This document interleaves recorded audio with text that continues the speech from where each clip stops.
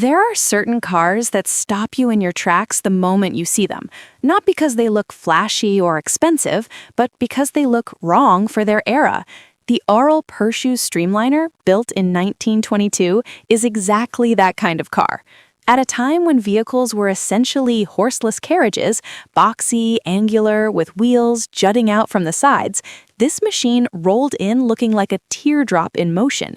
And the remarkable thing is that it wasn't built to be eccentric. It was a serious, calculated engineering project that turned out to be decades ahead of everything around it. Aurel Persu was a Romanian engineer who studied and worked in Germany. At some point in the early 1920s, he noticed something that almost everyone else in the automotive world was completely ignoring. Cars were losing a tremendous amount of energy to air resistance. That may sound obvious now, but at the time, it simply wasn't part of how people thought about vehicle design. Cars were built based on practicality and inherited convention: flat sides, sharp angles, exposed wheels. Aerodynamics wasn't even in the conversation. Persu approached the problem differently. He studied airflow patterns and natural forms and arrived at a conclusion that was simple in concept but radical in application. The most aerodynamically efficient shape in nature is a water droplet, not a rectangle, not a box, a smooth, gradually tapering form that allows air to wrap around it cleanly and exit without turbulence. Rather than leaving that insight on paper, he committed to building a real vehicle around it. Construction began in Germany around 1922 to 1923. This wasn't a large corporate endeavor backed by significant funding.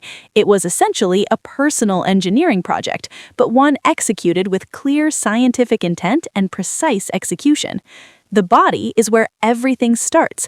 It's fully streamlined, with no abrupt transitions or hard edges. The front still carries some resemblance to the cars of its day, but moving toward the rear, the shape tapers dramatically into a long, smooth tail, the defining teardrop form. That tail isn't stylistic. It exists to reduce turbulence in the air that trails behind the vehicle, which directly lowers drag. One of the forward-thinking decisions Persu made concerned the wheels. On virtually every car of the era, the wheels sat exposed, disrupting airflow significantly. Persu integrated the wheels fully into the body, allowing air to flow around the car with far less interruption. At the time, this was a genuinely radical concept. Today, it's just called good design. The drag coefficient of the Persu Streamliner is estimated at approximately 0.22.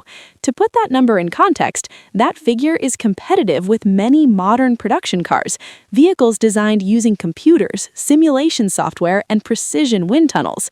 This car, built over a century ago by one engineer, achieved aerodynamic efficiency that the broader automotive industry wouldn't routinely reach for decades. That's a number worth sitting with for a moment. Mechanically, the powertrain was modest. The car used a four-cylinder inline engine produced by A-G Automobilbau in Berlin, with a displacement of roughly 1.4 to 1.5 liters and an output of around 20 horsepower. By modern standards, that's almost nothing. But the point wasn't raw power, it was efficiency. And because of the car's exceptional aerodynamics, it was capable of reaching approximately 50 miles per hour, which was a genuinely respectable speed for the early 1920s. Drive went to the rear wheels through a standard manual transmission. Now here's where things get interesting again. The car had no conventional differential. Normally, that's a serious engineering problem, since the wheels on an axle need to turn at different speeds when the car goes around a bend. Persu's solution was unconventional but effective. He positioned the rear wheels so close together that they functioned almost as a single unit. Because of that minimal separation, the difference in rotational speed during cornering was small enough to make a differential essentially unnecessary. It's one of those solutions that makes you stop and ask, wait, can you actually do that? And the answer, in this case, was yes. Steering was conventional, handled by the front wheels. The car was reportedly capable of cornering at speeds up to around 37 miles per hour. Impressive, given how unusual the overall layout was. Suspension was straightforward for the era, a solid axle with leaf springs. No independent system, no electronic assistance. just simple and functional mechanical engineering. The car's shape and weight distribution contributed enough stability that this basic setup was workable. The braking system, however, is a quick reminder that this is still very much a 1920s machine. Brakes were fitted only to the rear wheels. At a top speed of 50 miles per hour, that would demand considerable foresight from the driver. You had to be thinking well ahead of where you actually were, planning stops long before they were needed.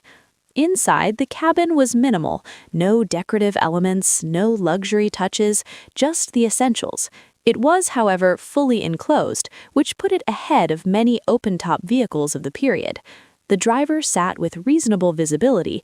The dashboard carried only basic instruments, including a speedometer and a few indicators, and the large steering wheel offered no power assistance, meaning low-speed maneuvering took real physical effort.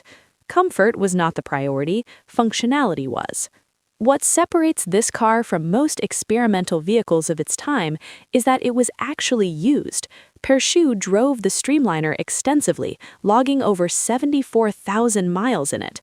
That's not a prototype that sat in a garage waiting to be admired. That's a vehicle that was tested on real roads over real distances, proving that the concept wasn't just theoretically sound, but practically viable. The original car survives today and is preserved at the Dimitri Leonida Technical Museum in Bucharest, Romania. Given how many significant vehicles from that era have been lost over the decades, the fact that this one still exists is something worth appreciating. Despite generating interest from major manufacturers, including Ford and General Motors, the Streamliner never entered production. Persu wasn't looking to simply license the idea, he wanted it implemented properly, and the manufacturers of the time weren't prepared to take the commercial risk on something so far outside the mainstream. The design was too unconventional, and the market wasn't ready for it. It's a pattern that repeats itself throughout engineering history. Someone creates something that genuinely works, something in many respects outperforms what's around it, and it goes nowhere because it arrived before the world knew it needed it. Looking at this car now, it produces a curious visual effect. The front reads as old. The rear, that smooth, narrowing tail, reads as something you might see on a concept car unveiled at a motor show this year. But beyond the appearance, the engineering logic is what makes it truly remarkable. Every curve has a reason. Nothing here is decorative. This was a car designed not by intuition or tradition, but by scientific reasoning applied to a problem most people hadn't even recognized yet. Streamlined bodies, integrated wheels, deliberate management of airflow, all of these became standard elements of automotive design, but not until decades after Persu had already worked them out and built them into a functioning vehicle. If a manufacturer presented this exact design as a new concept today, it would be described as bold, perhaps visionary, and yet it was done in the early 1920s, without computers, without simulation tools, and without a corporate engineering department.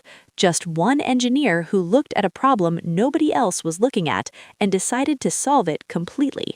While most of his contemporaries were refining yet another variation on the same boxy template, Persu quietly went in an entirely different direction, and the car he built is still there to prove it.